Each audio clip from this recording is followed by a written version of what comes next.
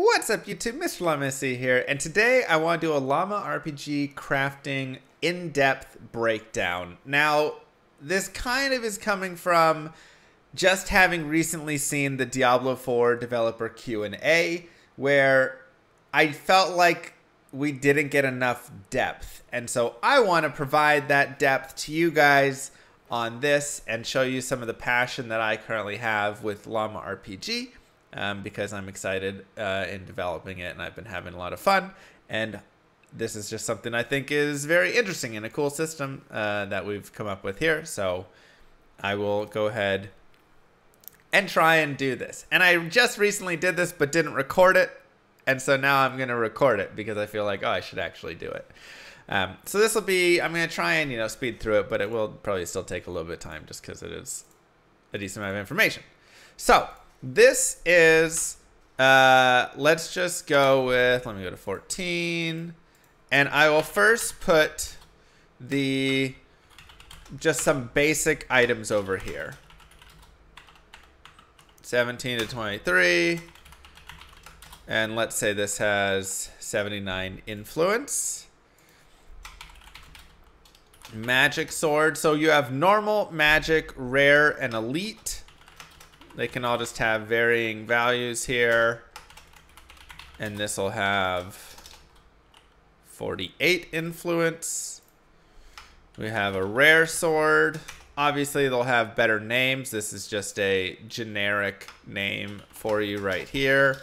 Let's give this one ice damage. Why not? And this one can be a nice sword right there. And this will have 24 influence and an elite sword. Let's give this one water damage, and not as strong there, but sure.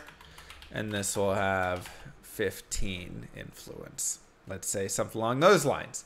Now, the general idea I had for influence, and I'll explain that in 1 second, is a normal sword is going to roll 50 to 100. Magic will roll somewhere like 30 to 50, rare will roll like 20 to 30, and elite will roll like 10 to 20. I'll probably increase this to be a little bit higher because 15 is a little bit low on the influence. But this right here would be a generic item for each of the item types within it. Obviously, this has no affixes on them yet, but this is at least what a generic item would be, and influence rolls. So let's go ahead and add affixes. Magic will have 1 to 2 additional affixes on top of the heat damage, which is technically an affix, but it's also its damage. So we'll go ahead and say affix 1.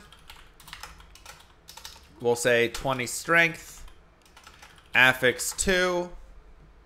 We can pull over here, go to affixes.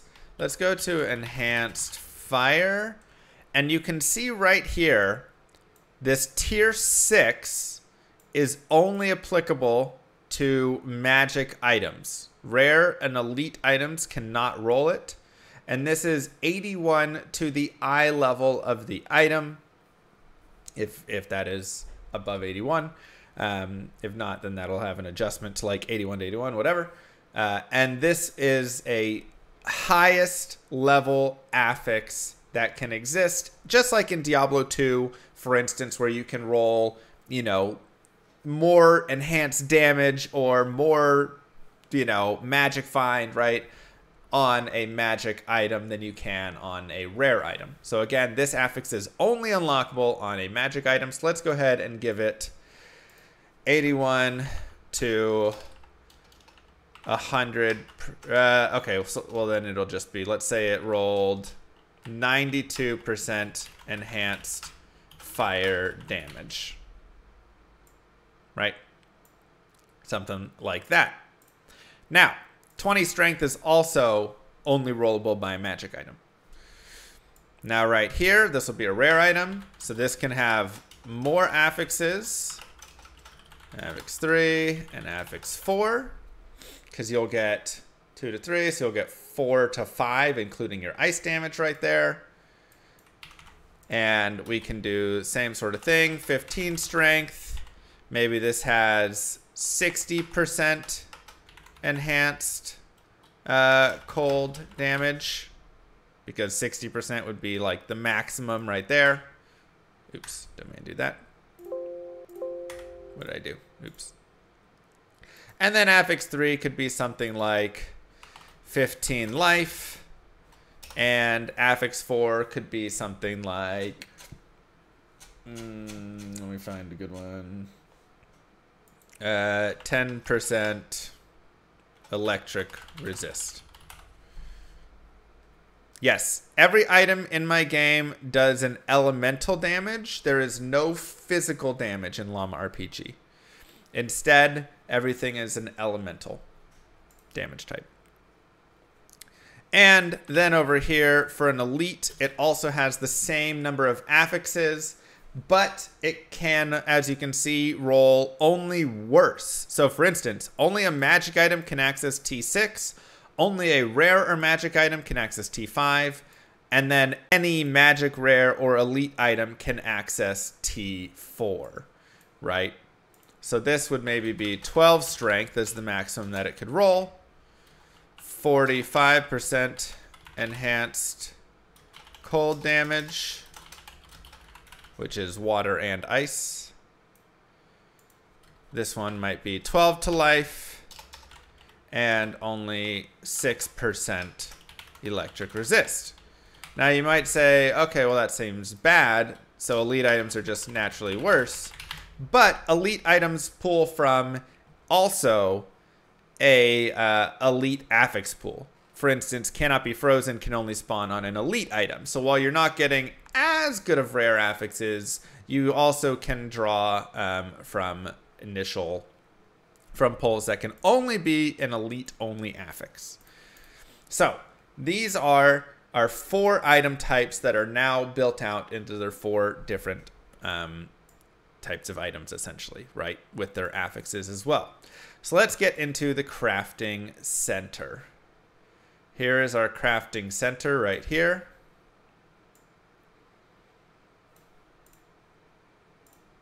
Let's go ahead and just paste this so we have this. I'm doing a full in-depth breakdown currently of crafting center in LlamaRPG. So this will be your base item. This will be a gem. This will be a food. This will be a monster part. This will be a wood. Let me get that better. And this will be a metal.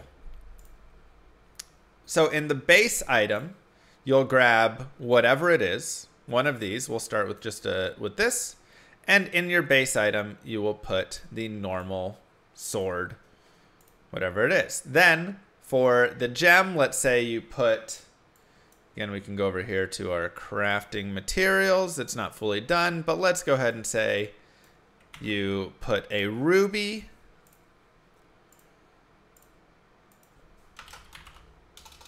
Or a 2B. And fire resist, heat resist, burn resist, fire skills +1, enhanced fire, seared avoidance, reflect fire.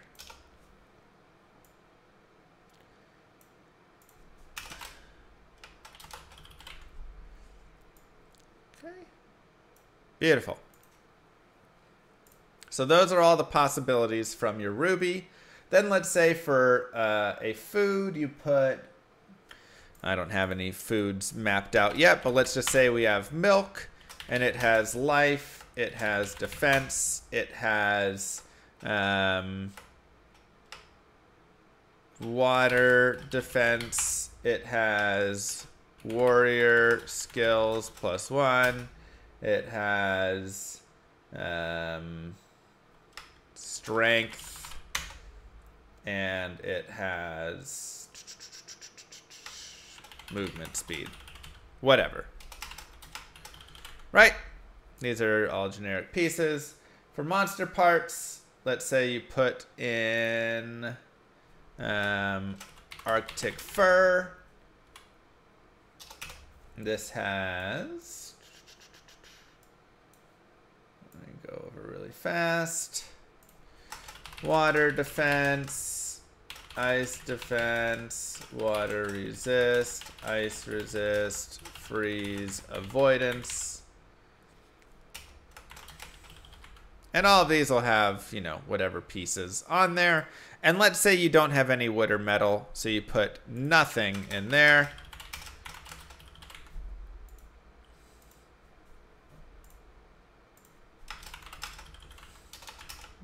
But you obviously could put something in there. So now, here is,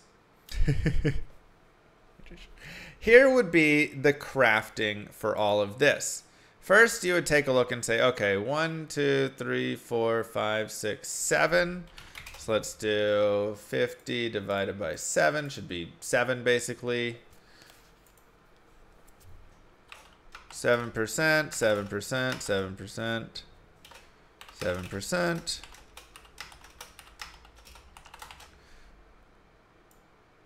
As such, milk has 1, 2, 3, 4, 5, 6.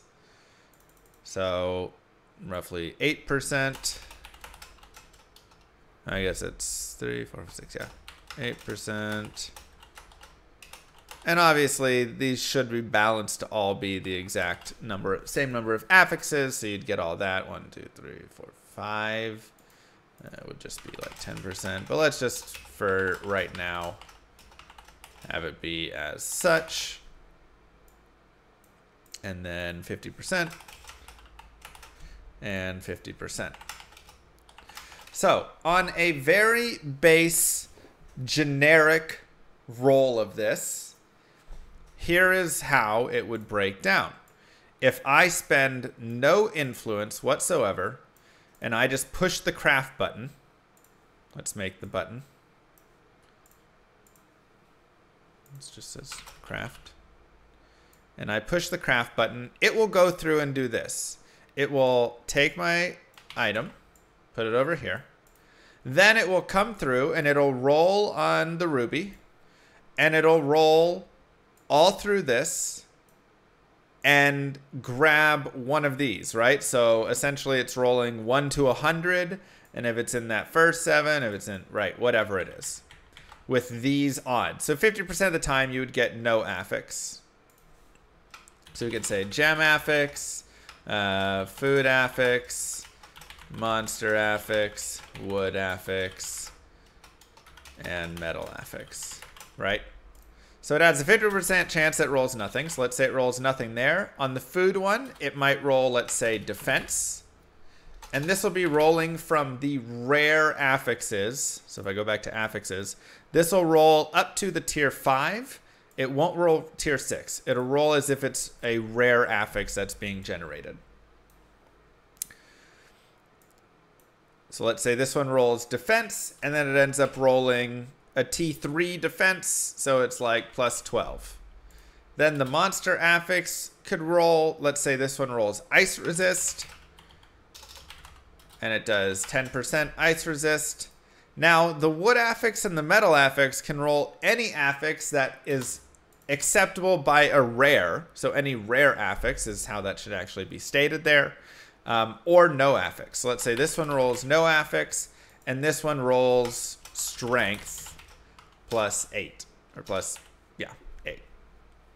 So then this item would now be a normal sword, heat damage 17 to 23 with 79 influence, 12 defense, 10% ice resist, and 8 strength.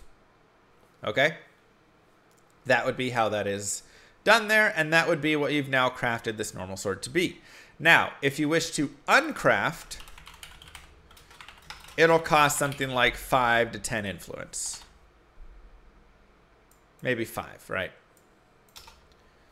So you can uncraft it. It'll go back to this base, but now this base will have only 74 influence. So you could continue to craft over and over and over again. The total value should be 100%. Yeah, pretend there's like decimals in there. It's just approximate, right?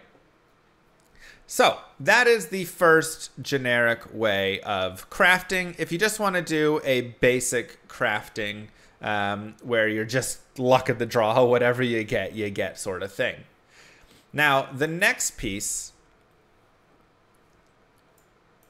will be if you want to actually spend that influence while you are crafting. So what you'll be doing when you are crafting is you'll be adding influence into specific things that you want, specific affixes, to increase them. And that'll always be pulling from the no affix spot.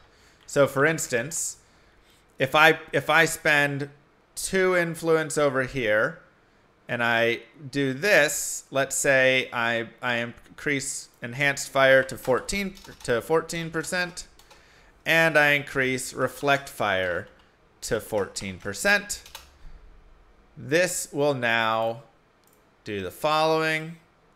For these 2, I spent 1 influence point on each of these, and now this will be dropped down to 36% chance of no affix.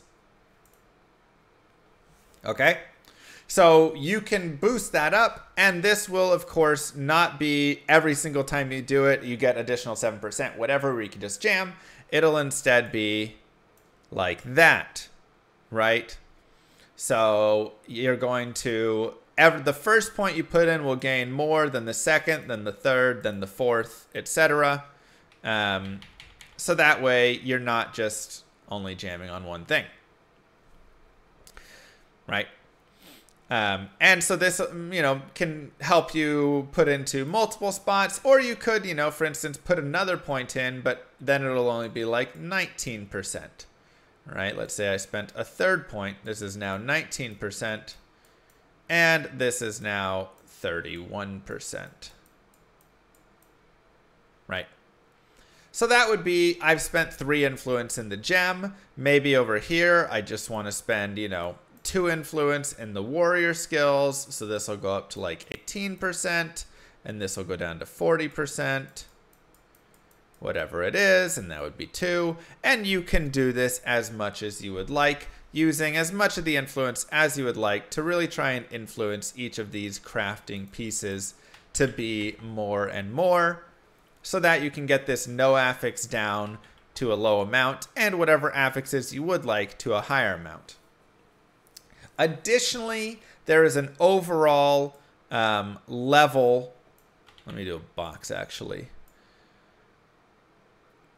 For this, where you can spend influence points. And let's just do as like something as such. And this will be used for increasing the tier of the affix itself. So for instance, right here, I have cold resist. I have the highest chance, basically for the frequency, you add all of these together and then divide by the sum, and that's going to be your like chance overall of it rolling as such, right? So you would add all these up, which I believe is 40, right? Something like that. 9 plus 8, 17, yeah, 40. And so you have a 1 in 4 chance right now of getting a tier 1 cold resist, which is only 1 to 2%. So it's not very good, right? You might want to get higher percentages of whatever affixes you roll. So you can put influence in over here and fill this up. Let's, for instance, say you fill 2, 3, 4 right there. This will now give you an additional boost in this affix, whatever rolls right here, so that you have a higher chance of rolling one of the higher tiers of the affix, thus giving you, better stuff. So you can maybe spend, let's say 1, 3, 6, 10 influence or something on this right here to try and roll a higher affix for your food. Now, of course, you can do this with any and all of these different things that you're rolling, right? So every one of these will have its own box like that, where you can go and spend your points, spend your influence points to try and get higher affixes here. And let me do this really fast. So let's say you do it as such, right? Maybe something like that is how you spend some points.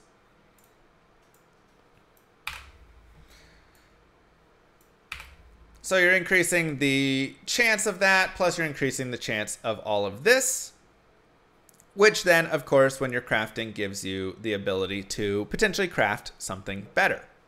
Now, going into each of the next items, I will just do a quick brief overview. For magic items, what shifts here is this now opens up. Oh, let me make that black. 25%, 25%, 50%.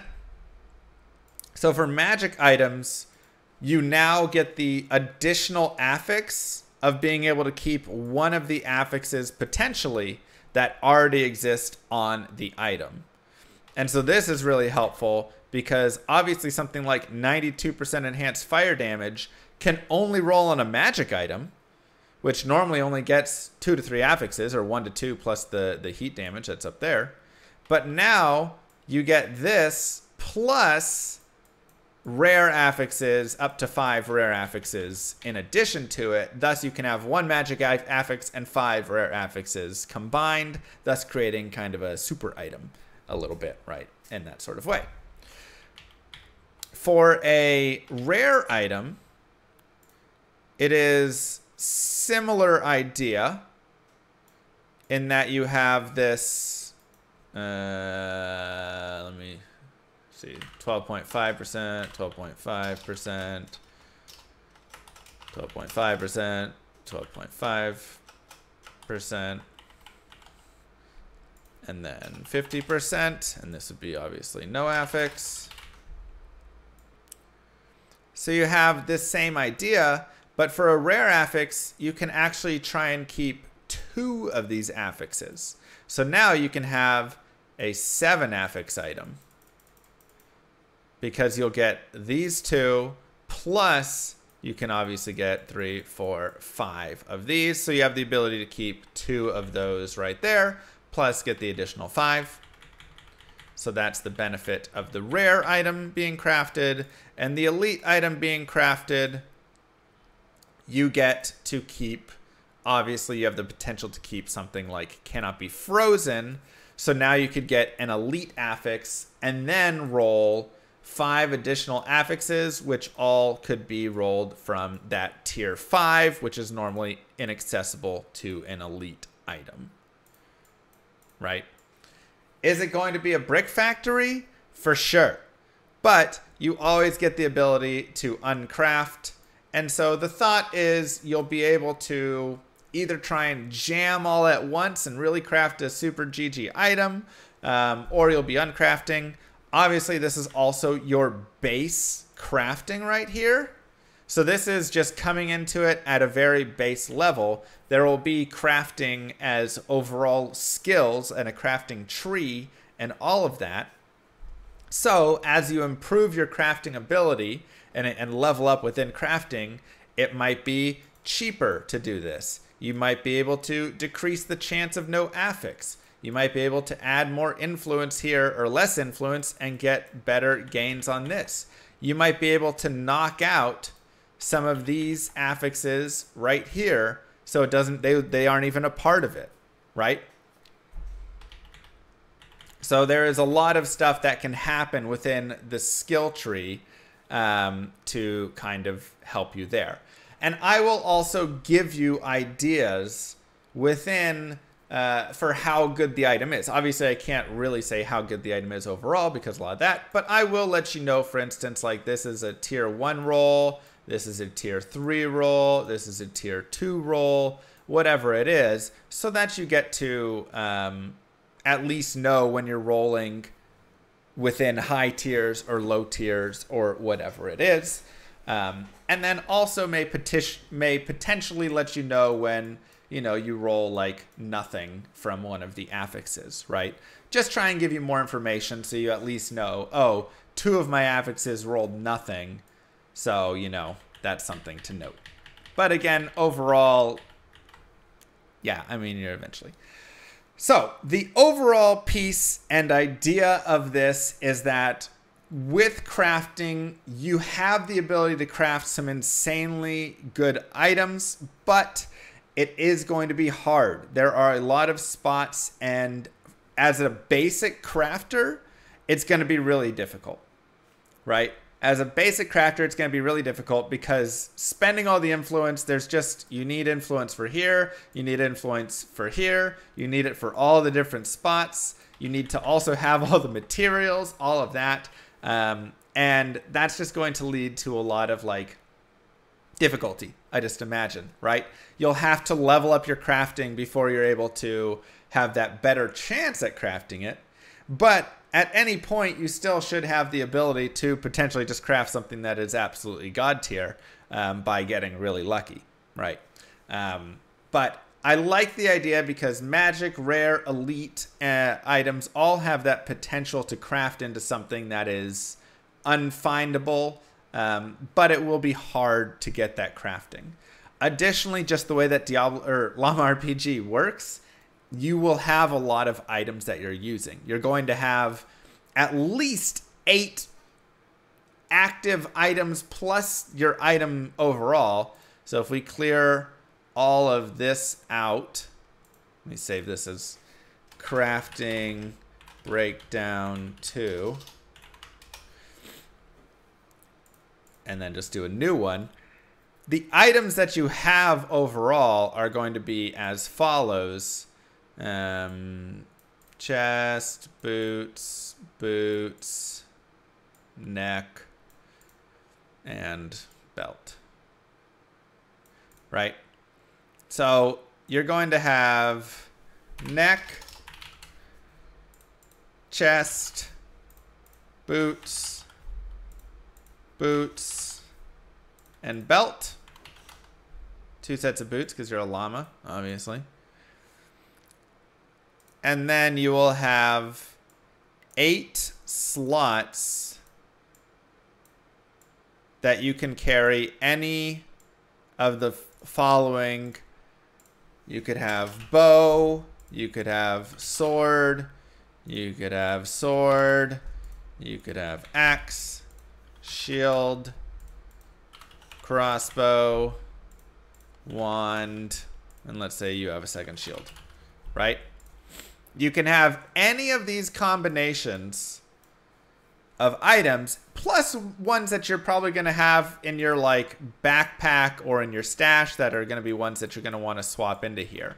But when you go into a battle, this is what you're going to carry into that battle. So every turn when I'm fighting, I'm picking what weapon or what shield combination I want to fight with, so that I can do a lot of like metagaming with the combat. And the combat system is a whole other video, whatever. But I just want to at least give the general idea that you're not just going to craft one godly weapon and then that's going to be your godly weapon that you just use forever. You're going to craft that godly bow, but then you're also going to want a nice sword, a nice shield, a nice wand, a nice crossbow, you know, whatever stuff, because you're going to, maybe this bow is all fire damage and your opponent knows that. And so when you're doing PvP, they're just going to like really start stacking fire resist and fire, you know, defense against you. Now you need to hit them with something else. So the idea is you'll have a lot of different items that you're going to want to craft.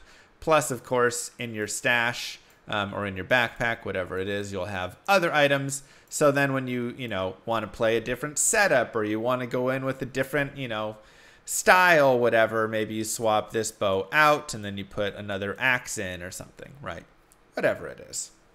So this will be kind of how your items overall will work, and why even if you don't craft the exact perfect axe, you have one axe that's godly and you craft a sword that's slightly worse, that still might be really good because that might be an ice sword and this might be a fire axe, and now you've got a fire axe and an ice sword, and that's a, you know, that gives you another option, a nice alternative. So anyways, I'll go ahead and end it here. But like I said, I just wanted to do a recording on this because I just did a whole talk through of the crafting system within LlamaRPG right there. And like I say, this was something that when I was watching the Diablo 4 developer Q&A, I was hoping they'd give us like this. This is what I find interesting. Like, give me a full system breakdown and why it's supposed to be really cool and all about it and why you believe in it and, you know, all of that. What makes you passionate about it. So this is what I find really interesting with like game development and stuff. And so I wanted to share it with you guys, and hopefully it's interesting for you.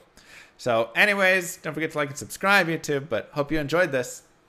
Peace, everybody.